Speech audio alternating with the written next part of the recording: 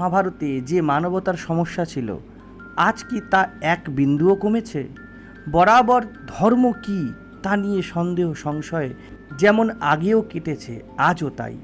ধর্ম কি এই নিয়ে সহজ কথা হলো, দুটো বিরুদ্ধ পরিস্থিতি যা সামনে রয়েছে তাতে তুলনামূলকভাবে কি করণীয়, কোন বিষয়কে বেশি গুরুত্ব দেব বা দেওয়া উচিত, তাই ধর্ম, তাই কর্তব্য। উত্তর হলো তুলনামূলক সামগ্রিক মানবতার পুরো জগতের হিতের পক্ষে যা তাই ধর্ম। বহুজন হিতায় বহুজন সুখায়, যা সমগ্র মানব সমাজ জগৎকে সাস্টেইন করে, তাই ধর্ম। ব্যাস। তুলনামূলক কেন বলা হচ্ছে?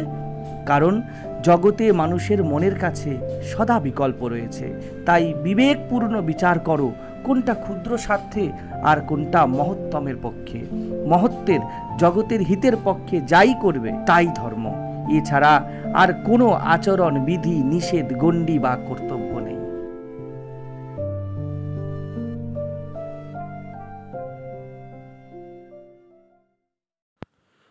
প্রণাম মহারাজ। প্রশ্ন করেছেন দার্জিলিং থেকে অধ্যাশিস। ওনার বয়স এখন 29 বছর। উনি বলছেন, মহারাজ, কাল জন্মাষ্টমী। আমাদের বাড়িতে গোপাল ঠাকুরের পুজো হয়, সেই ছোট থেকেই দেখে আসছি। নাড়ু, লুচি, তালের বড়া এসব মা আর পিসি মিলে বানায়, ঠাকুরকে দেওয়া হয় যে গোপাল খাবে। এছাড়াও রাস, ঝুলন, বৃন্দাবনের কৃষ্ণকে কেন্দ্র করে এরকম অনেক উৎসব আছে। কিন্তু বৃন্দাবনে যেই কৃষ্ণকে এসব করতে দেখা যায়, প্রেম করতে, বাঁশি বাজাতে, মাখন চুরি করে খেতে, সেই কৃষ্ণ কুরুক্ষেত্রের মাঠে দাঁড়িয়ে সে এত পাল্টে যায় কিভাবে? যে কৃষ্ণ গোপীদের বস্ত্র চুরি করে, তার সাথে দ্রৌপদীকে বস্ত্র দানকারী কৃষ্ণের কি মিল? যে কৃষ্ণ ছোটবেলা থেকেই এসব কাণ্ড করে এলো, সেই কৃষ্ণকেই সন্দীপনী মুনি পাঞ্চজন্য শঙ্খ দিলেন। যে কৃষ্ণ মধুবনে রাধা এবং অন্যান্য গোপীদের সাথে শারীরিক নানান ক্রিয়ায় লিপ্ত হলো, সেই কি 16,000 মহিলার সম্মান রক্ষার্থে তাদেরকে বিবাহ করলেন? আমার জানার ইচ্ছা রইল মহারাজ, যে বৃন্দাবনের কৃষ্ণ আর মহাভারতের কৃষ্ণের মিল কোথায়? এই দুটো মেলানোর কথাই নয়। খুব পরিষ্কারভাবে যদি বলতে হয় তাহলে দেখা যায়, দেখো, মহাভারত আর ভাগবত বা পুরাণ, এই দুটোর মধ্যে বেসিক পার্থক্য আছে, যদিও দুটোই ব্যাসদেব কর্তৃক লিখিত। কখনো একটা কাব্য এবং কোনো একটা ইতিহাস মহাকাব্য বা গ্রন্থ আর পুরাণ, এই দুটো একই সমস্থানীয় নয়। আমরা ধরে নিই ব্যাসদেব লিখেছেন মানে এই দুটো জিনিসই একই গোত্রীয়। ব্যাস গুহা বদ্রীনাথে পথে দেখা যায়, গণেশ মন্দির সেখানে দেখা যায়। আবার সেই একই তথ্য যদি ঘাঁটো, দেখা যাচ্ছে শ্রীমদ্ ভাগবতম পুরাণ কোনো দক্ষিণ ভারতীয় অংশে রচিত হয়েছে। তো এটি বড় কথা নয় যে একই ব্যক্তি লিখেছে মানে দুটির গুরুত্ব একই হবে। কোনো একজন সাংবাদিক, সে একটা সামাজিক পরিস্থিতির উপরে ডকুমেন্টারিও লিখতে পারে, আবার ঠিক তেমনই কোনো একজন সাংবাদিক একটি সুন্দর কবিতাও তো লিখতে পারে। দুটো গুণ তো থাকতে পারে তার মধ্যে। পুরাণের জায়গা কোথায়? পুরাণ সব সময়ই পরিষ্কারভাবে নিজের ঘোষ, তার নিজের বিঘোষ, যে আমাকে অ্যাজ ইট ইজ গল্প হিসাবে নিও না। এটা আমি বলছি না। পুরাণ কাকে বলে, মাইথোলজি কাকে বলে, এই জিনিসটি ভালো করে বুঝতে হবে। আমরা বলিনি, দেখুন আপনি তো নতুন নতুন মহারাজ এসেছেন, হ্যাঁ আপনি ভাগবত মহাপুরাণকে মানছেন না, খুব মানছি, সাষ্টাঙ্গে প্রণাম করছি, কিন্তু পুরাণ মানেটাকে তো ভায়োলেট করা যাবে না। যে ব্যক্তি, যে শাস্ত্রকারগণ শাস্ত্রের যেখানে যেটার স্থান দিয়েছে তাকে তো সেই স্থান দিতে হবে। লোকে চলে আসে কথা বলতে, হ্যাঁ তন্ত্রে লেখা আছে, কালিকা পুরাণে আছে, হ্যাঁ অমুক পুরাণে আছে, গরুর পুরাণে আছে। ভাই পুরাণ মানেটা কি? পুরাণ মানে কাহিনীর মাধ্যমে, আমি বারংবার বলি, কাহিনীর মাধ্যমে কোনো উচ্চতর ভ্যালুকে, কোনো বিরাট বড় গভীর সূক্ষ্ম আন্ডারস্ট্যান্ডিংকে রিপ্রেজেন্ট করা। এবং পুরাণের কাছে পুরো ছাড় আছে। এই রিপ্রেজেন্টেশনে সে যাবতীয় কল্পনার আশ্রয় নিতে পারে। তো ভাগবত মহাপুরাণ তার যে আধ্যাত্মিক গহন সৌন্দর্য, তাতে অবশ্যই অতি উচ্চ স্থানে, অতি উচ্চ গ্রন্থ। সেই অর্থে অনেকে বলে থাকে যে গীতা বোঝার পর পুরাণ। কিন্তু আমরা কি করেছি? আমরা গীতার যে মূল তত্ত্ব, তাকে যখন জীবনে ইমপ্লিমেন্ট করার সাহস দেখাতে পারিনি, নিষ্কাম কর্ম, কর্মযোগ জীবনের যুদ্ধে যখন আমাদের কোমর ভেঙে গেছে, তখন আমরা পুরাণের কাহিনীকে নিয়ে গল্প কথা বেশি রচিয়েছি। এই জন্য দেখা যায় এই পুরাণের গল্প, পদাবলী, কীর্তনে, বিভিন্ন রকমের মঙ্গল কাব্যের বিভিন্ন যে ইমপ্লিমেন্ট, এটা কি জন্য? এরা সব বীরপুঙ্গব। দেশে গ্রামে গঞ্জে চারিদিকে পুরাণাদি কাহিনীই তো প্রচলিত, শ্রীমদ্ ভগবদ গীতার প্রচলন তো নেই। কেন এগুলি বেশি চলেছে? এই জন্য চলেছে, উচিত তো ছিল যে কৃষ্ণের শ্রীমদ্ ভগবদ গীতার মধ্যে দিয়ে যদি কেউ যায়, অন্তঃকরণ যদি অতখানি উন্নত, শুদ্ধ, পরিষ্কৃত হয়, তাহলে পুরাণের কাহিনীতে, ভাগবত মহাপুরাণে অন্তর্নিহিত যে সূক্ষ্ম বার্তা সে বুঝতে পারবে। রাস কি, বস্ত্রহরণ কি, রাধা কে, অষ্টসখীর অর্থ কি, নিধুবন কি, দেবকীর নাম দেবকী কেন, যশোদার নাম যশোদা কেন, গোপ শব্দের অর্থ কি, গো শব্দের অর্থ কি, গোপাল শব্দের অর্থ কি, এই সব আমি খুব আন্তরিক প্রেমের সাথে বলছি, সব খুব উঁচু জিনিস। কৃষ্ণ লীলা খুব উচ্চ প্রণিধানযোগ্য বিষয়। কিন্তু দুটি বিষয় মাথায় রাখুন, এই প্রণিধান আপনি শ্রীমদ্ ভগবদ গীতার জীবনী অনুষ্ঠানের থ্রুই একমাত্র করতে পারবেন, না হলে পারবেন না। আর দ্বিতীয় বিষয়, পরিষ্কার বুঝুন, এখানে যে গোবর্ধন ধারণ, কালীয় বধ ইত্যাদি কাহিনী বলা হয়েছে, এই কাহিনী পুরাণ নিজে বলছে। আপনি যদি ব্যাসদেবকে গিয়ে জিজ্ঞেস করেন, সবার আগে ব্যাসদেব হয়তো নিজেই বলবেন যে ভাই, আমি তো প্রচুর কল্পনার আশ্রয় নিয়েছি কৃষ্ণের মতো চরিত্রকে উপস্থাপন করতে গিয়ে। কোন জিনিসটা কি আপনি অথেন্টিক ধরবেন? ইতিহাস মহাকাব্য কি? মহাভারত, রামায়ণ যদি শ্রীকৃষ্ণ বলে কেউ থেকে থাকে বা রামচন্দ্র বলে কেউ থেকে থাকে, তাহলে আমাকে রামায়ণ মহাভারতকে বৈধ ধরতে হবে যে হ্যাঁ ভাই, এটি শুধুমাত্র কাব্য মাত্র নয়। কাব্য শব্দের অর্থ কি? কবিতা, বা আমি কল্পনার আশ্রয় নেব। কবি কে? যে চাঁদ দেখে কিছু লেখে, যে ময়ূর দেখে কিছু লেখে, যে সমাজের থেকে দেখে তার কল্পনার, তার মনের ছোঁয়া তাতে দেয়। সত্যের সাথে যখন কোনো মনের ছোঁয়া এসে যায়, মন মানেই কল্পনা, মন মানেই আপনার ভাব, এবং আপনার ভাব আপনি যে সময়ে যে সাংস্কৃতিক পরিমণ্ডলে থাকেন তার থেকে জন্মায়। এই দুটো যখন মিশে যায় তখন মহাকাব্য হয়। তো মহাভারতে কোথাও শ্রীকৃষ্ণের এমন কোনো কাহিনী দেখা যায় না যে তিনি এই এই এই এই লীলা করেছিলেন। ইভেন শ্রীকৃষ্ণ যে মহাভারতে নিজের জীবনের কোনো পাস্ট রেমিনিসেন্সেস করছেন, এমনও দেখা যায় না। দ্রৌপদী তো তার সখী ছিল, বিদুর এর সাথে তো শ্রীকৃষ্ণের কথা হতো, যুধিষ্ঠিরের সাথে কথা হতো, অর্জুনও তো কৃষ্ণের প্রিয় সখা ছিল। কিন্তু কখনো এত কথার মধ্যে দেখা যায় না যে শ্রীকৃষ্ণ তার পাস্ট লাইফকে এইভাবে রিপ্রেজেন্ট করেছেন। ব্যাপারটা বুঝুন, দরকারই নেই। মহাভারতের যে কনটেক্সট, তার মধ্যে শ্রীকৃষ্ণর যে চরিত্র, তা বড় উন্নত, বীরত্বপূর্ণ, এবং তার প্রেম বড় গহন। শ্রীমদ্ ভগবদ গীতাতেই রাসলীলার যে মূল সূত্র, তার গহনতম প্রেমের পরিচয় পাওয়া যায়।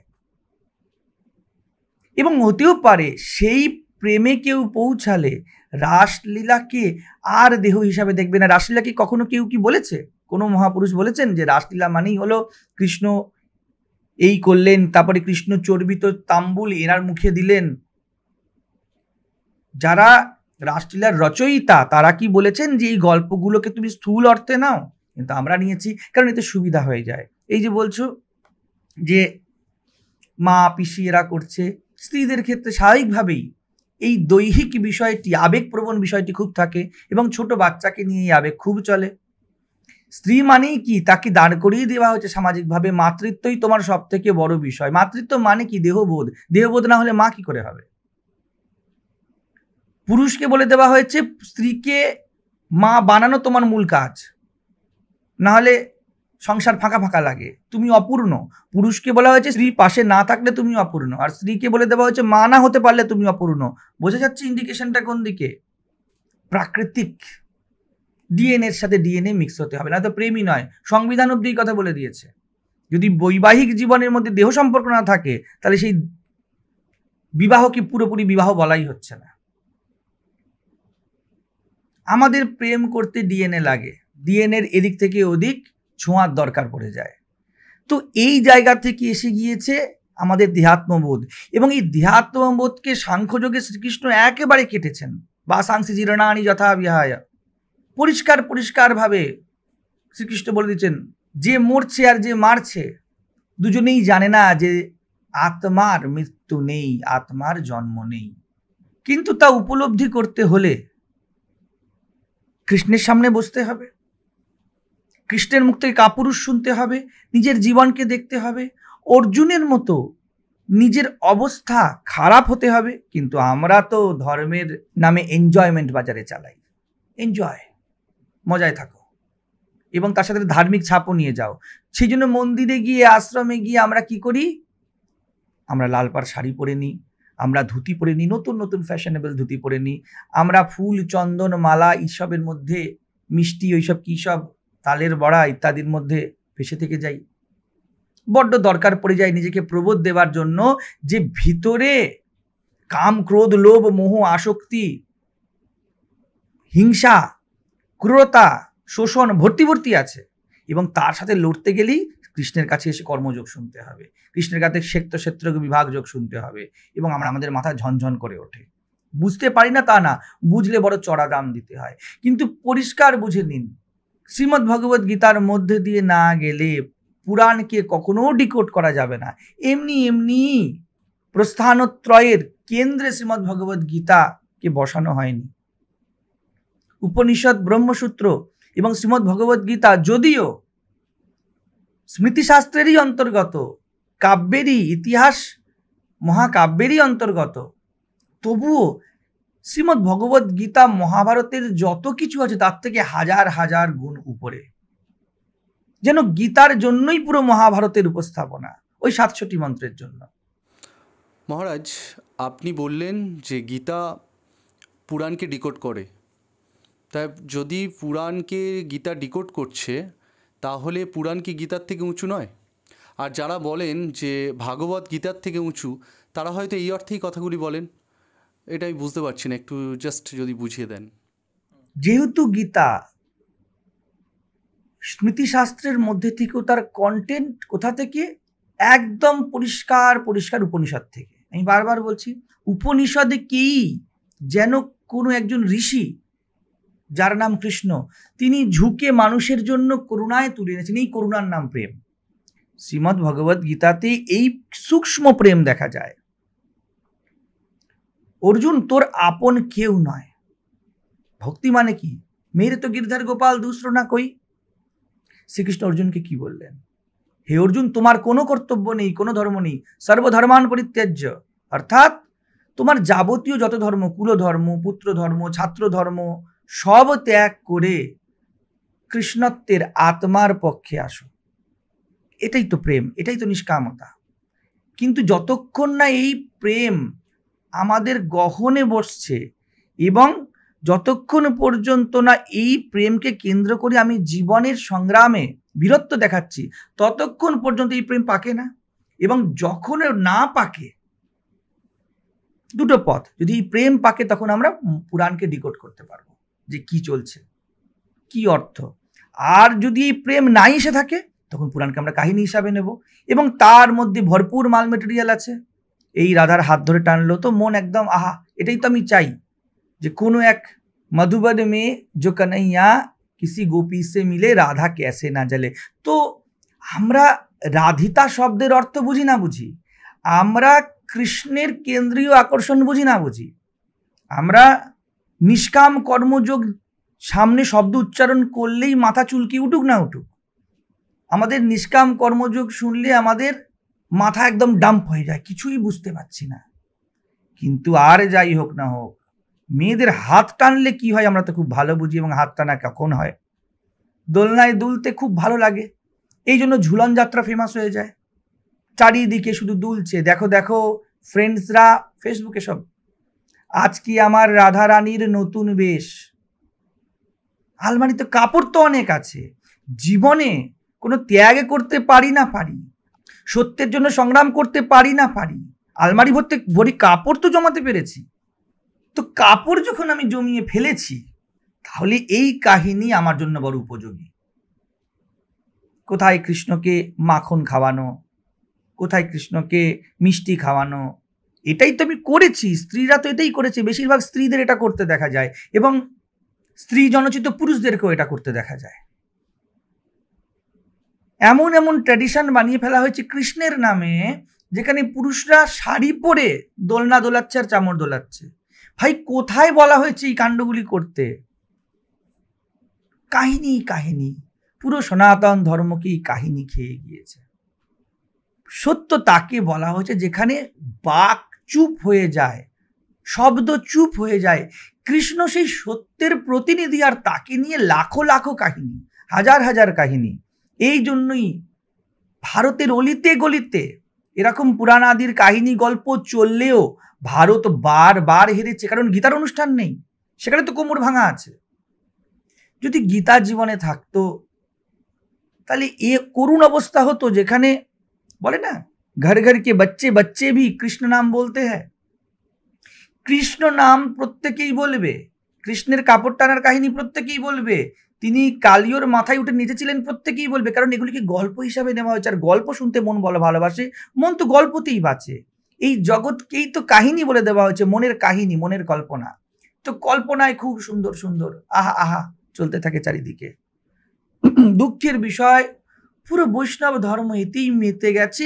কিছু একদম করে গোনা কিছু সিরিয়াস সাধকরা, তারা এখনো পর্যন্ত গীতার অনুধ্যানে, গীতার প্রেমে তাদের চোখে অশ্রুপাত হয়। কখনো দেখবেন না শ্রীকৃষ্ণ বলছে আসচ্যানন্ব শোচস্তম প্রজ্ঞাবাদাংশ ভাষাসে, আর আপনার চোখে জল এসে গিয়েছে। কখনো এটা হবে না। এইবার যেই বলা হবে নবীন নিরদশ্যাম, অমনি দেখবেন আহা আহা কি বললো। তার থেকেও ভালো যদি রাধা কৃষ্ণের বিরহে বসে কাঁদছে ছবি এঁকে, বলবে এই কান্না তো বড় পরিচিত, জীবন আমার তো এই কাঁদতে কাঁদতে কেটেছে, এখনো কাটছে, বলে রাধা বড় পরিচিত হয়ে যায়। আমরা কি করলাম? আমরা কৃষ্ণকে, আমরা রাধা তত্ত্বকেও নিজেদের স্তরে নামিয়ে ফেললাম, যা অতি অতি অতি শুদ্ধ, অতি পবিত্র, তাকে নিচে নামিয়ে নিয়ে চলে আসলাম, নিজেদের মতো করে ফেললাম। এই জন্য আমাদের আর অপশানই রইল না। উঁচুকে নিচু করে ফেললে ওঠার আর অপশান কি? সবই তো সমান হয়ে গেল। শ্রীকৃষ্ণ তার জীবনে দেখা যায় তিনি ক্ষত্রিয় বংশে জন্মেছেন এবং গোয়ালার ঘরে এসছেন, গোপগৃহে তারা দুধ দই নবনী বিক্রি করত, অর্থাৎ বৈশ্যের ঘরে এসেছেন। এই ত্রৈবর্ণিকেরই উপনয়ন হতো সেই সময়। তো এই তিন বর্ণেরই যখন উপনয়ন হচ্ছে, তখন স্বাভাবিকভাবেই ব্রহ্মচর্য, গার্হস্থ, বানপ্রস্থ, সন্ন্যাস ইত্যাদি তাদের মধ্যে আসবে। তো তিনি ব্রহ্মচর্য আশ্রমে ছিলেন। সন্দীপনী মণির কাছে কৃষ্ণ বলরামের শিক্ষার কথা মহাভারতে পাওয়া যায়। তাহলে তিনি ভাই কখন এইসব বাউন্ডুলেগিরি করে বেড়ালেন? এইখানে গরু চড়াচ্ছেন। আর মাথায় রাখুন, শ্রীকৃষ্ণ নন্দ রাজার ছেলে ছিল, শুধু জাতা বৈশ্য নয়, একটা বৈশ্যকুলের শিরোমণি রাজা, অর্থাৎ যেন পঞ্চায়েত প্রধানের মতো, তার ছেলে ছিলেন। কিন্তু আমরা এই নিয়ে কোনো বিবাদ বিতর্কে যাচ্ছি না যে এত বছর তিনি ছিলেন, এত বছর তিনি ছিলেন না। দেখা যায় 12-13 বছর হতে না হতে তিনি মথুরা ত্যাগ করছেন, তিনি বৃন্দাবন ত্যাগ করছেন এবং নিজের কর্তব্যের দিকে এগিয়ে গেলেন, আর পিছনে ফিরে তাকালেনও না। এই কৃষ্ণের সাথে গীতার কৃষ্ণ ধরাই মেলে। কৃষ্ণকে এইভাবে কন্ট্রোভার্সিয়াল ভাবে দেখার দরকারই নেই, কারণ দুটি জিনিসের সম্পূর্ণ আলাদা মাহাত্ম্য। শ্রীমদ্ ভগবদ গীতা যে কন্টেক্সটে এসছে, সেখানে যে কৃষ্ণ, তাকে ইতিহাস বলা হয়েছে, ধরে নিচ্ছি তা ঘটেছে। গীতার মধ্যে থেকে দেখুন, আর সব থেকে বড় কথা, গীতার নিজে শ্রীকৃষ্ণ মুখাত মনের যে চিন্তা তাই তো শব্দ হয়ে বেরিয়ে আসে। তো কৃষ্ণকে স্তর হিসাবে দেখতে গেলে এইভাবে দেখতে হবে, এবং পুরাণকে তার স্থানে দেখতে হবে, সাংকেতিকভাবে দেখতে হবে। আমি তো উল্টোভাবে দেখতে বলবো, গীতার কৃষ্ণের পরে যেন বালগোপালের লীলা, বৃন্দাবন লীলা, এটাই তো বলছে, এটাই তো যাবতীয় বৈষ্ণব গ্রন্থের এবং বৈষ্ণব যারা উচ্চ পদে আছে তারা বলছে তো বরাবর, কিন্তু আমরা এটাকে ভ্রষ্ট করে ফেলছি। নিষ্কাম কর্মের অনুষ্ঠান না হলে কখনো প্রেমের কোনো কথা উঠতেই পারে না। যেখানে আত্মা নেই সেখানে প্রেম কিসের? এই দুটো আলাদা জিনিস নাকি? একই তো পদার্থ। সন্দীপন মুনি তাকে পাঞ্চজন্য শঙ্খ দিচ্ছে। যদি এইরকমই কোনো কৃষ্ণ হয় এবং তার মধ্যে যদি কোনো আধ্যাত্মিক মহত্তা না থাকে, তার মধ্যে যদি কোনো সত্যিয়োচিত গুণ না থাকে, শিষ্যচিত সৌন্দর্য না থাকে, তাহলে কি তা তাকে দেওয়া হতো? সন্দীপন মুনি বলতেন, তোমার যা ইতিহাস, বা সন্দীপন মুনি যদি তাকে এতটাই উপযুক্ত মনে করেন, যদি পরবর্তীকালেও এইসব ঘটে থাকে, তাহলে কি সন্দীপন মুনির অ্যাসেসমেন্টকে ভুল বলা হবে? এর অর্থ কি? যেই কাহিনীগুলি বলা হয়েছে কোনো সূক্ষ্মার্থ আছে। এগুলি ঘটেছিল কি না ঘটেছিল দেখার বিষয়ই নয়। তুমি কাহিনীর মধ্যে থেকে তোমার আধ্যাত্মিক যে ক্রিম তাকে তুলে নাও। পরবর্তীকালে মহাভারতের কোনো ছত্রে দেখা যায় না যে এইসব কাহিনী নিয়ে শ্রীকৃষ্ণ কখনো কোনো কথা বলছেন। মহাভারতের কৃষ্ণের চরিত্রের জন্য এটা প্রয়োজনীয়তাই নেই। দুটি সম্পূর্ণ ভিন্ন রস, ভিন্ন আস্বাদন। এই প্রেম যা ভাগবত মহাপুরাণকে মহাপুরাণ এমনিই বলা হয়নি, এবং সেখানে শুধু কৃষ্ণের জীবন বর্ণিত নেই, বিভিন্ন জিনিস বর্ণিত আছে। পুরাণে সাংস্কৃতিক ভাগ বেশি থাকে, পুরাণে কথা কাহিনী বেশি থাকে, পুরাণে অলৌকিক দর্শন বেশি থাকে। ওর মধ্যে ইতিহাস খুঁজতে যাবা, ওর মধ্যে যথার্থতা খুঁজতে যেতে তো পুরাণকারেরাই বলে না। কৃষ্ণ গোচারণ করছেন, দই খাচ্ছেন, মাখন খাচ্ছেন।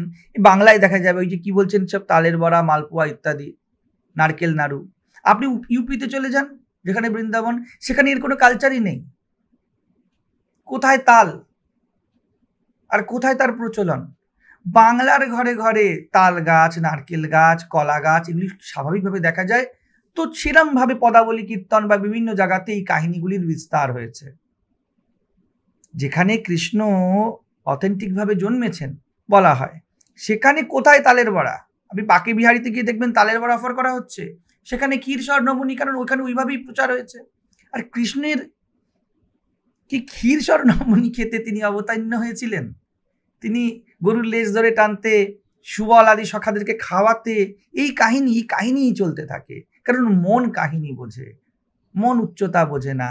শ্রীমদ্ ভগবদ গীতা মনের আত্মার দিকে যাত্রা, এবং শ্রীমদ্ ভাগবত মহাপুরাণ ইনকোর ওই আত্মার সাথে পরমাত্মার মিলিত অবস্থার লীলা। কিন্তু আমরা কাহিনী নিয়েই নিজেদেরকে ঠিক উল্টা সমাজলি রাম করে ফেললাম, যা পরম সত্য তাকে পরম তম করে ফেললাম। এই জন্য স্বামীজি বলতেন, রাসলীলা বিষয়ক কথা কাহিনী ছুতেই নিষেধ। তিনি অপমান করছেন না, তিনি এত উপরে রাখছেন, বলছেন কেউ যোগ্যই নয়, বলছেন পুরো দেহাত্মবোধ রহিত না হলে এটা শুনতেই যেও না। কৃষ্ণ যদি সত্যি অত উচ্চতা সম্পন্ন হতো ওই ছোট বয়সেই, যদি ধরে নি ইতিহাস হিসাবে, তাহলে তার সন্দীপনী মুনির কাছে যাওয়ার কি প্রয়োজন? আর শিক্ষার কি প্রয়োজন? তিনি তো জন্মেই 8 বছর 9 বছর হতে না হতেই আত্মা পরমাত্মায় মিলিত হয়ে গিয়েছেন। কিন্তু সারা জীবন শ্রীকৃষ্ণকে অতি বিনয়ী, অতি সুন্দরভাবে প্রত্যেকের কাছ থেকে যা উঁচু তা শিখতে দেখা যায়।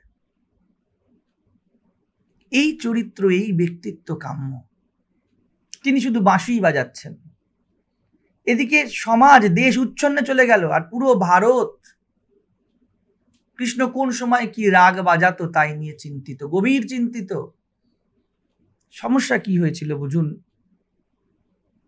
মোগল তুর্কি এইসব আক্রমণের সময় তারা যেমন দেশ দখল করতে চেয়েছিল, তাদের একটা রাজনৈতিক স্বার্থ ছিল, সেরকম ভৌগোলিক স্বার্থ, অর্থনৈতিক স্বার্থ, টাকা পয়সা। ভারত যথেষ্ট সম্পন্ন এক ভূখণ্ড ছিল।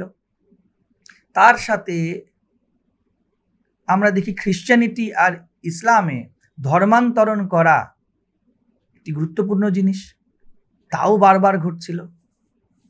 এই সময় প্রয়োজন ছিল শ্রীমদ্ ভগবদ গীতার অনুধ্যান, যেখানে যুদ্ধ এবং যুদ্ধের জন্য যে আত্মবল তার বিকাশ হয়, খুব প্রয়োজন ছিল। কিন্তু যখন আপনার কাছে না উপনিষদ আছে, না শ্রীমদ্ ভগবদ গীতা আছে, তখন কি দেখা যাবে? কথা, কাহিনী, গল্প এরই বিস্তার হতে শুরু করে। সব নাচছে চারিদিক থেকে। ব্যাপক হারে ধর্মান্তরণ চললো। কেন ধর্মান্তরণ চললো? কারণ ধর্মের কোনো স্পষ্ট অবধারণা নেই। ধর্ম বলতে আছে কথা আর কাহিনী। অয়ে অজগর আসছে তেরে, আমটি আমি খাবো পেরে, চাঁদ মামা টি দিয়ে যা, আয় আয়। এর থেকে কি আত্মবল আসবে? আত্মবল তো নিষ্কাম কর্মযোগে নিহিত, এবং তার কোনো অনুষ্ঠান নেই। তো পুরো দেশের কোমর ভেঙে গিয়েছে বারবার। এখনো প্রান্তিক অংশে ধর্মান্তরণ চলতেই যাচ্ছে, চলতেই থাকছে। হিন্দুকে কেন এত সহজে ধর্মান্তরিত করা যায়? কারণ হিন্দু শতক শতক ধরে শুধু নাচছেই নাচছে, নাচছেই নাচছে। সে গান্ডীব ওঠাতে এবং খড়গ ধরতে শেখেনি। আর এখন যে খড়গ ধরা বা গান্ডীব ওঠানো চলছে, জয় শ্রীরাম বলা হচ্ছে, এ অন্তঃসার শূন্য। এ স্বার্থের সামনে মুখ থুবড়ে পড়বে। কারণ যখন আপনার কোনো কেন্দ্রীয় একত্বের গভীর অনুভব নেই, তখন আপনি বেশিক্ষণ এই ধর্মকে ধরে রাখতে পারবেন না। কৃষ্ণের ধর্ম, কৃষ্ণের গীতা যদি থাকতো, তাহলে কেন্দ্রীয় একত্বর নাম আত্মা। কৃষ্ণ বারবার বলছেন, এমনি তাকে যোগেশ্বর বলা হয়নি। মন এবং আত্মার যেন মাঝের যোগসূত্র হয়ে কৃষ্ণ কথা বলছেন, এবং এমন উচ্চ গ্রন্থ ভারতে যথেষ্ট পরিমাণ অবহেলিত। একটা অ্যাভারেজ ভারতীয় তা জানেই না। তাহলে একত্ব কিসের ভিত্তিতে হবে? দেহের ভিত্তিতে। আর দেহকে তো স্বার্থের সাথে কেনাই যেতে পারে। 10 জন আমাদেরকে শেষ করে দিল, আমাদেরকে মেরে দিল, আমরা হিন্দু শেষ হয়ে যাবে, হিন্দু শেষ হয়ে বলে একত্রিত হচ্ছে, কি লাভ হবে তাতে? এই 10 জনই কি জন্য একত্রিত হচ্ছে? আমাদের ভৌতিক অস্তিত্ব শেষ হয়ে গেল, এই জন্য একত্রিত হচ্ছে। এবার প্রত্যেককে যদি ভৌতিক লাভ দিয়ে দেওয়া হয়, তাদেরকে তো ধর্মান্তরিত করে দেওয়া যেতেই পারে। এটিই তো বারবার ঘটেছে। তুমি দেহকে কেন্দ্র করে একত্রিত হয়েছো, আর দেহকে যদি অধিক সুবিধা দিয়ে দেওয়া হয়, তুমি আবার সেই দেহকে কেন্দ্র করে ছড়িয়েও পড়তে পারো, ছত্রভঙ্গও করা যেতে পারে। কেন্দ্রে যদি এমন কিছু থাকে যার কোনো পরিবর্তন হয় না, যা অপরিবর্তনীয়, যা এক, যা নিত্য, যাকে আত্মা বলা হয়েছে, তাহলে ভাঙা যাবে না। স্বার্থকে কেন্দ্র করে একত্রিত হয়ে যায় মানুষ, আবার স্বার্থকে কেন্দ্র করে ভেঙেও দেওয়া যায়। কিন্তু আত্মা একম এব অদ্বিতীয়ম, তাকে ভাঙা যায় না। কিন্তু যেহেতু শ্রীমদ্ ভগবদ গীতা নেই, যেহেতু এই বাল গোপালেরই পূজা চারিদিকে, আর এই বাল গোপালকে কি বানানো হয়েছে? ঘরের ছেলে বানানো হয়েছে, আমাদের স্তরের, আমাদের ডাইমেনশনের বানিয়ে ফেলা হয়েছে। মাখন খাচ্ছে, স্নান করছে, ঘুমাচ্ছে, মন বড় সুবিধা পেয়ে যায় এতে। এইখানে আমরা ফেসেছি। যদি শ্রীকৃষ্ণ সত্যি গোপীদের লিটারালি বস্ত্রহরণ করতেন, একবারও তো মহাভারতে এই টিজ করতে শোনা যেত যে আজকে তুমি দ্রৌপদীর কাপড় রক্ষা করতে এসছো, কিছুদিন আগে তো গোপীদের কাপড় তুলে নিতে। এই কথা কখনো শোনা যায় না। মহাকাব্যের মধ্যেও, মহাভারত কাব্য, মহাকাব্য কাকে বলে, ইতিহাস কাকে বলে, যা আগে কখনো ঘটেছে। ইতিহাস আগে কখনো ঘটেছে। আর দ্বিতীয় কি কাব্য, আমি তার সাথে কিছু কাহিনীও মিলিয়েছি। সেই জন্য মহাভারতের মধ্যেও কল্পনার ভাগ আছে, তবুও পুরাণের আর ইতিহাসের বিষয়টি সম্পূর্ণ আলাদা। এর মধ্যে কন্ট্রাডিক্ট করার কোনো জায়গাই নেই। ঠিক যেমন একটা প্রোস আর একটা পোয়েম সম্পূর্ণ আলাদা হয়, এই দুটোর মধ্যে কম্প্যারিজন করার মতো কোনো বিষয় নেই। তাই বলছি, সব থেকে উঁচু কি? সব থেকে উঁচু শ্রীমদ্ ভগবদ গীতা। যে শ্রীকৃষ্ণ এরকম চরিত্রের, যে এইসব করে করে বেড়াচ্ছেন, যেভাবে আমরাকে দেখি শ্রীকৃষ্ণকে, বৃন্দাবনের কৃষ্ণকে, এবং আমাদের একটা অ্যাভারেজ ছেলেমেয়েরা এই জন্যই তো বলে ওঠে, কৃষ্ণ করলে লীলা, আমরা করলে লীলা। আপনি লীলা কি বুঝবেন? আপনার জীবনে যখন গীতার গম্ভীর নিনাদ নেই, সেই পৌরুষ নেই, তখন থোড়াই আপনি কৃষ্ণলীলা বুঝবেন। এই জন্যই শ্রীকৃষ্ণ এত পপুলার একজন আধ্যাত্মিক চরিত্র হয়েও তাকে এত দুর্ব্যবহার করা হয়েছে ভারতবর্ষে। কারণ কৃষ্ণের সেই জ্ঞান মুদ্রার ছবি আমরা ঘরে ঘরে নিয়ে আসিনি। সেই পার্থ সারথীকে দেখিয়ে দিইনি আমরা, যেই পার্থ সারথী জগতের সব জীবের বুদ্ধিতে নিবাস করছেন। আমরা তাকে ছাড়াই ভাগবত মহাপুরাণকে ঘাটাঘাটি করতে শুরু করে দিয়েছি। আমরা চাবি না খুঁজে তালার পুজো করে, তালার উপর সিঁদুরের টিপ দিয়ে, তালাকে ধূপ লাগিয়ে, তালাকে স্নান করিয়ে, তালাকে মাখন খাওয়াতে শুরু করেছি। ভাই চাবি খোঁজো, চাবি, এবং চাবি হতে পারে আপনার জীবন। ওই জীবনকে যখন শ্রীমদ্ ভগবদ গীতায় লুকায়িত কৃষ্ণত্বের স্নান করানো হয়, তখনই একমাত্র শ্রীমদ্ ভাগবত মহাপুরাণের তালা খোলা যাবে। তাহলে কি করে? এবং এই যত কথা বললাম এতক্ষণ ধরে, এই একটি সিদ্ধান্ত আমার ব্যক্তিগত সিদ্ধান্ত নয়, এটি শাস্ত্রকারদেরই কেন্দ্রীয় বার্তা। তারা বলে দিয়ে গেছে এটা, কিন্তু তার সাথে তো আমাদের কোনো পরিচয় নেই, আমাদের কোনো কিছুরই পুরোপুরি জ্ঞান নেই, এদিকের একটু ওদিকের একটু। যে শ্রীকৃষ্ণ এক কথায় 16,000 স্ত্রীকে তাদের সম্মান বাঁচানোর জন্য নিজেদের অর্ধাঙ্গিনী স্থান দেন, এই জন্য তো না যে তাকে ভোগ করব। যারা আইনিও পড়েছে, এই বিষয়ের যে তথ্য জানে সেটা এই কথা বলবে না, কিন্তু আপনি এর পিছনে যে লুকিয়ে থাকা যে করুণাপূর্ণ, যে প্রেমপূর্ণ, যে সহানুভূতিপূর্ণ, যে স্ত্রী জাতিকে অতি উচ্চ সম্মান দেয়, এমন কৃষ্ণের খোঁজ করেনি মহাভারতে, তখন লোকে কি বলবে? ওই তো কাপড় টেনেছিল যে এই জন্য, সেই একই কারণে 16,000 স্ত্রীকেও নিয়ে এসছে, এদেরও কাপড় টানবে। আপনি না গীতার কৃষ্ণের ব্যক্তিত্ব পেয়েছেন, আর না গীতার কৃষ্ণের পিছনে যে মহাপ্রাণ কৃষ্ণ কে শ্রীমদ্ ভাগবতে বস্ত্র হরণের লীলার মাধ্যমে, কাহিনীর মাধ্যমে উন্মোচিত করা হয়েছে, তাকেও জানতে পেরেছেন। ফলে কি দাঁড়াবে? ইতো নষ্ট তত ভ্রষ্ট। আপনাকে শুনতে হবে বসে বসে, এবং শুনতে হবে কি বলি। আমরা যারা সো কল্ড কণ্ঠীধারী কৃষ্ণ ভক্ত, আমি এরকম শয়ে শয়ে লোককে দেখেছি যারা কৃষ্ণের বিকৃতিকেই ধর্ম বানিয়ে জীবনে পালন করছে আর বলছে আমরা কৃষ্ণের ভক্ত। এ হেন দুর্দশা যদি ভারতের না হতো, আজকে ভারতের হাল এত খারাপ হতো না, হতেই পারতো না। আমরা কৃষ্ণকে মনে করতেই পারিনি। আমরা জন্মাষ্টমী করেছি, বলছি কৃষ্ণ অজর অমর, তাহলে যিনি জন্মেছেন তিনি তো মরেওছেন, তাহলে কোন কৃষ্ণের কথা বলছেন? গীতায় শ্রীকৃষ্ণ বলছেন আমি জন্মরহিত, আমি জন্মায়নি মরিয়নি পার্থ, আমি শুধু আবির্ভূত হই। আবির্ভূত মানে প্রকাশিত হওয়া। কিসের জন্মাষ্টমী পালন করছেন? তিনি প্রকাশিত হয়েছিলেন। প্রকাশ কি দৈহিক হয় নাকি? কৃষ্ণের মধ্যে দিয়ে যে সত্য প্রতিফলিত হয়েছিল, তার কেন্দ্রীয় বার্তা শ্রীমদ্ ভগবদ গীতায় লোকানো। এই জন্য আমি শ্রীমদ্ ভগবদ গীতাকে বারবার বলে থাকি, এছাড়া এইদিকে ওদিকে দেখাই উচিত নয়।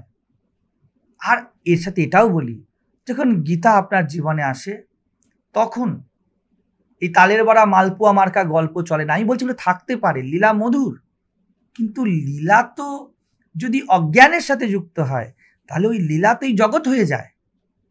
আমরা কি বলছি? জ্ঞানীর জন্য জগৎ লীলা, আর অজ্ঞানীর জন্য জগৎ ভয়ঙ্কর মায়া। আমরা যখন শ্রীমদ্ ভগবদ গীতার গভীর জ্ঞান জীবনে না আনবো, তখন যাকে লীলা বলছি তা দধি নবনী ঘি দুধ মার্কা এই জগতের মিথ্যা মায়া হয়ে থেকে যাবে। এই জন্য আমরা কৃষ্ণকে বাড়তেই দিইনি। তুমি আমাদের গল্পের খোরাক হয়ে থাকো, কারণ একবার যদি বড় হয় বড় বিপদ। বলে দেবে কাপুরুষ উঠে দাঁড়াও, এবং আপনাকে শুনতে হবে, এবং এই অহংকার আমাদের তা শুনতে রাজি নয়। ফলে ঘরে ঘরে গোপালের পুজো, গ্রামে গ্রামে রাধার বিরহ, পদাবলিকার আর কীর্তনিয়ারা শুধুমাত্র কাঁদতে কাঁদতেই এই মারা যায় যায় অবস্থা। আর আশেপাশে যারা বসে আছে তারা একদম যেন কোন স্তরে চড়ে গিয়েছে। এবং দেখা যায় এই কীর্তনিয়াদের কাছ থেকে শয়ে শয়ে লোক দীক্ষা অবধি নিচ্ছে, আর কীর্তনিয়া তার বউয়ের হাত ধরে সুইজারল্যান্ড ঘুরতে যাচ্ছে, লন্ডন ঘুরতে যাচ্ছে। কোথায় নামিয়ে দিয়েছি আমরা গুরুতাকে। আমরা এই যে আবেগ অনুভব তাকে এত উচ্চ দর দিয়েছি যে মূল তত্ত্বকেই একদম যেন হেট করে দিয়েছি। আপনার জীবনের কোনো অংশে সেই বিরহ আছে পূর্ণত্বের জন্য? আপনি সত্যি সত্যি মায়া ত্যাগ করে মায়াধীশের জন্য পাগল? আপনার জীবন দেখলে তাই মনে হয়? কীর্তনে গিয়ে যে আপনি কাঁদলেন, আর আপনার পদাবলিকার ওই কীর্তনিয়া যে কাঁদছে, একবার গিয়ে দেখুন, পর্যবেক্ষণ করে জীবনটা কি চলছে।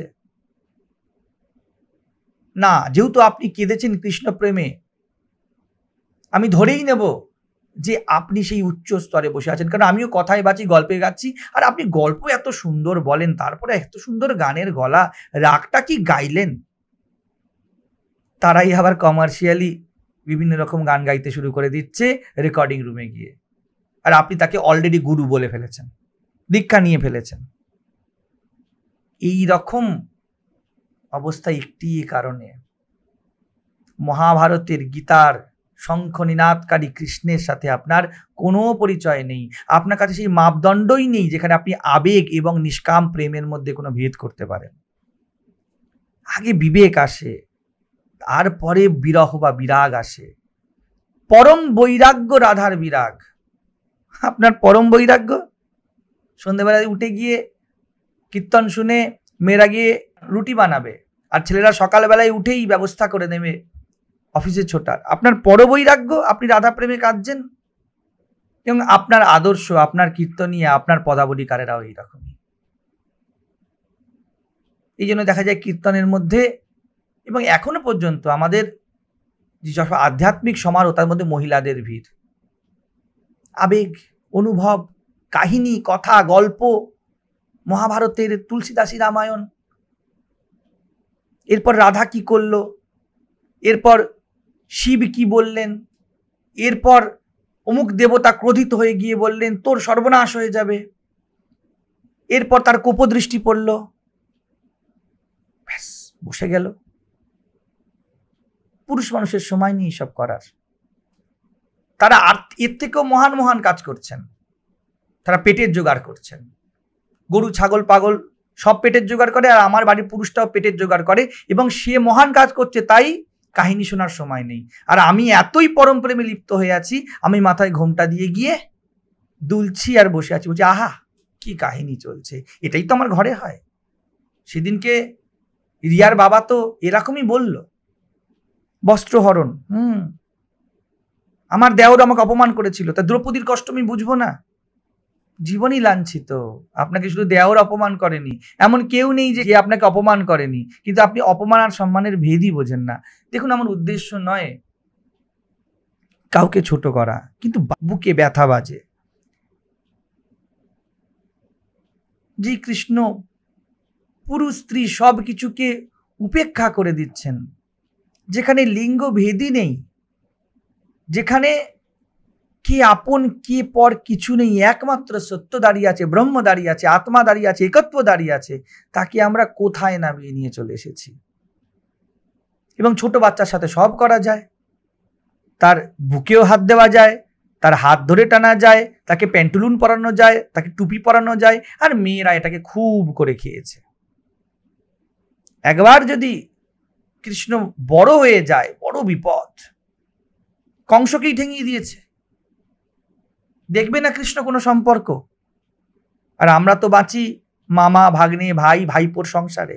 তো কৃষ্ণ ছোটই থাক, ওর গুটি গুটি পায়ে ঘুরবে, ওদিকে কংসের অত্যাচার চলবে। কৃষ্ণ যখন ছোট ছিল তখন তো কংসের অত্যাচার চলছিল, তো গুটি গুটি পায়ে কৃষ্ণ ঘুরবে, আর আমার জীবনে কংসত্ব চলতেই থাকবে, আর নামটা থাকবে উপরে উপরে আপনি কৃষ্ণের ভক্ত। এটিই হয়ে গিয়েছে।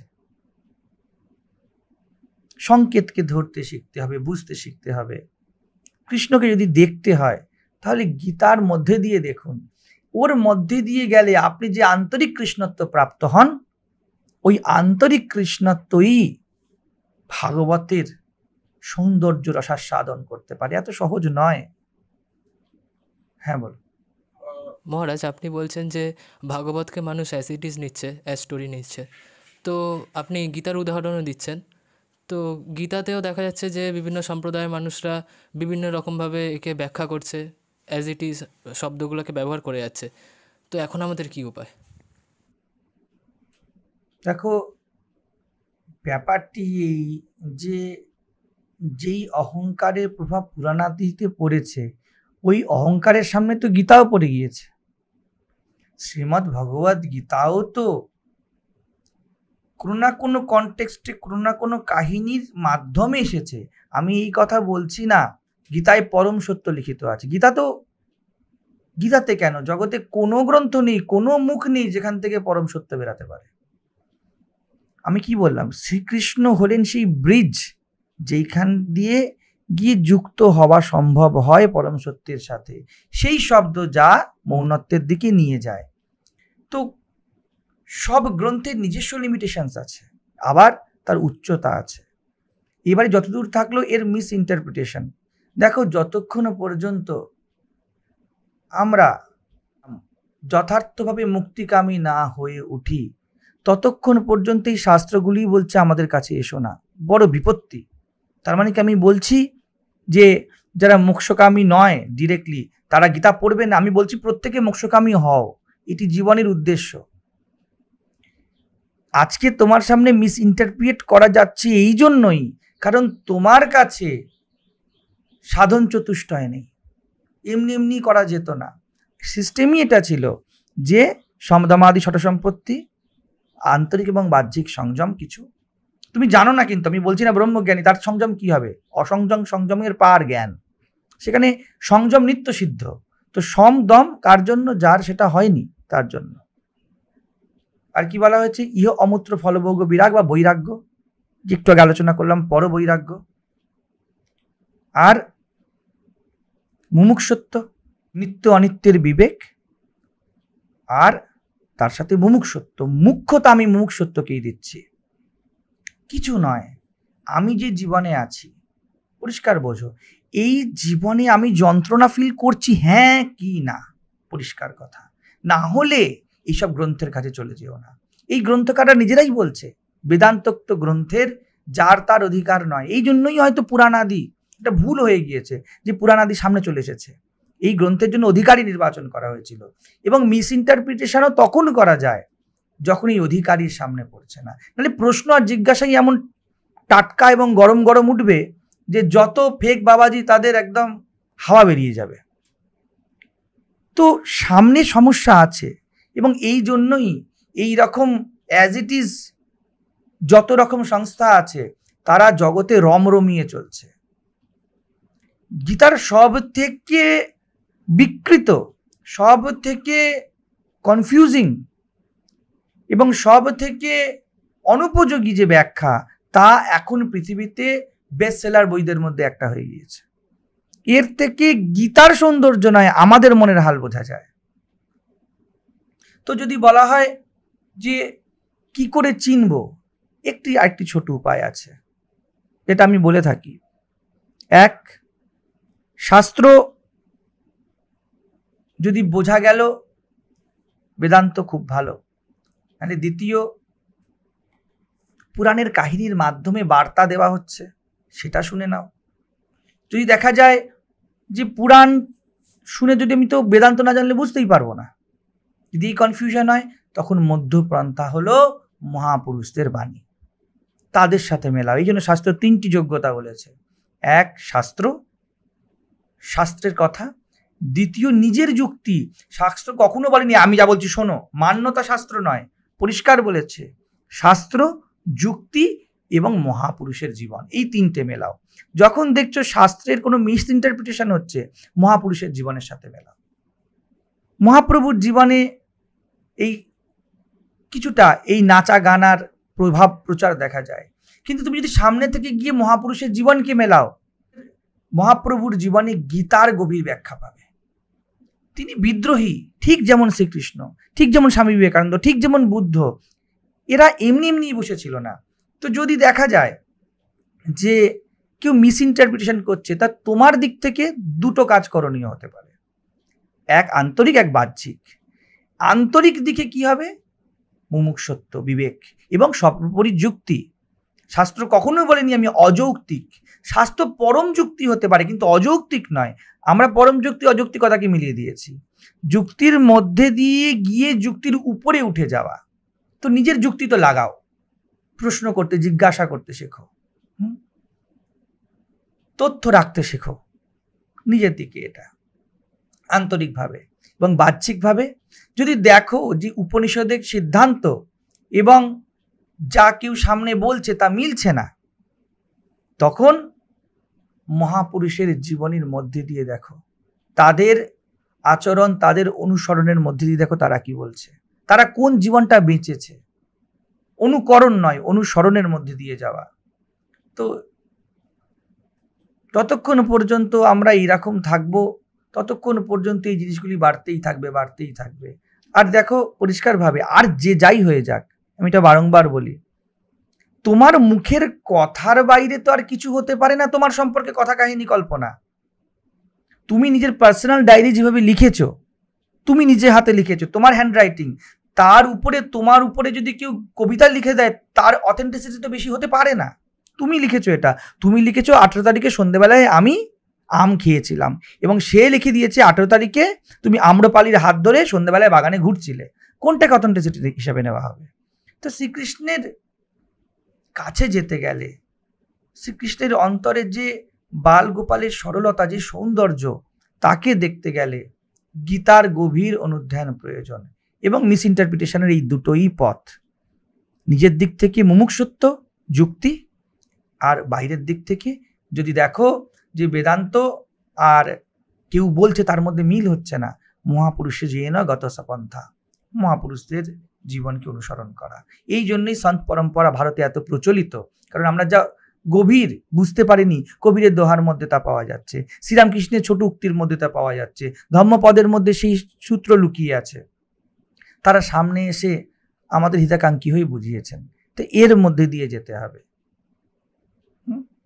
তো চেষ্টা করতে হবে আমাদেরকে, যদি জন্মাষ্টমী আমাদের মধ্যে যেন ব্যক্তি কৃষ্ণ নয়, নৈর্ব্যক্তিক কৃষ্ণত্বের জন্ম হয়, এবং তা লুকিয়ে আছে সেই ব্যক্তি কৃষ্ণের বলা মুখের বাণীতে। তার অনুধ্যান প্রয়োজন, অনেক অনেক বেশি প্রয়োজন। আজকে আমি এই কথা বলছি, আজ থেকে 150-200 বছর আগে স্বামী বিবেকানন্দ এই কথাই বলে গিয়েছিলেন। এখন গীতার সিংহনাদকারী কৃষ্ণ চাই, এবং আমি খুব হলপ করে বলছি, এখনো পর্যন্ত এই কথা এক মুহূর্ত বাসি হয়নি, বরং দিন দিন আরো প্রাসঙ্গিক হচ্ছে। আর বৈষ্ণবগণ যেন এই কথাকে অন্যভাবে না নেন।